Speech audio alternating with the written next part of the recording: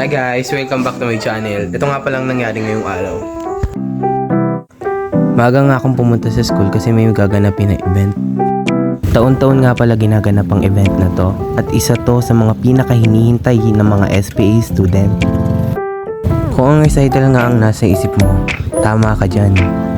Dito na nga matatapos ang paghihirap namin sa pagka-practice at maipapakita namin ang aming talento. Bumili na nga ako ng extra string para pag napigtasan ako mamaya, may pangpalit agad ako. Nakarating na nga ako sa school. Kasalubong ko nga dito si Benji at si Randy.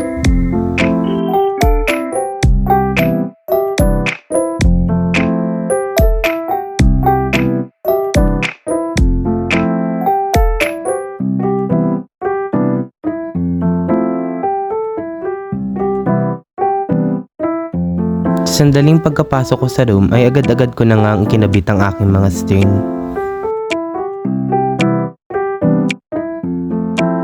Nagbayad na nga rin pala ako para makasama ko sa tour. At pagkatapos nun, inaya ko na nga si Daryl mag-practice. Hi guys! Wala kaming ginagawa ngayon. At mamaya na recital. Lesson. Nagtatago pa nga dyan si Yasi. Sabi ko mag-hi siya. Tiningnan nga pala namin yung art exhibit ng mga visual arts.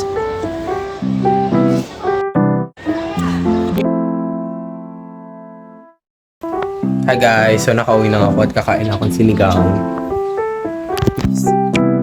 Ang nagme-makeup nga pala sa akin ay si Daryl. Pagkatapos nga ng mukha ay yung buhok naman ang inayusan. Hi guys!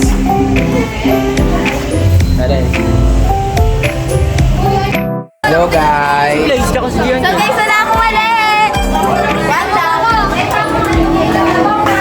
Tapos na kami sa isa sa nayon. Malaw.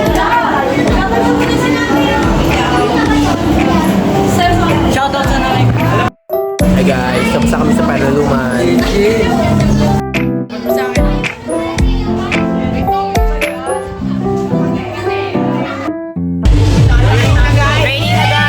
Medyo kinakabahan nga kami dito kasi sa 7 lang kami. Ipaslow mo pa nga pala ako dito bago mag-start.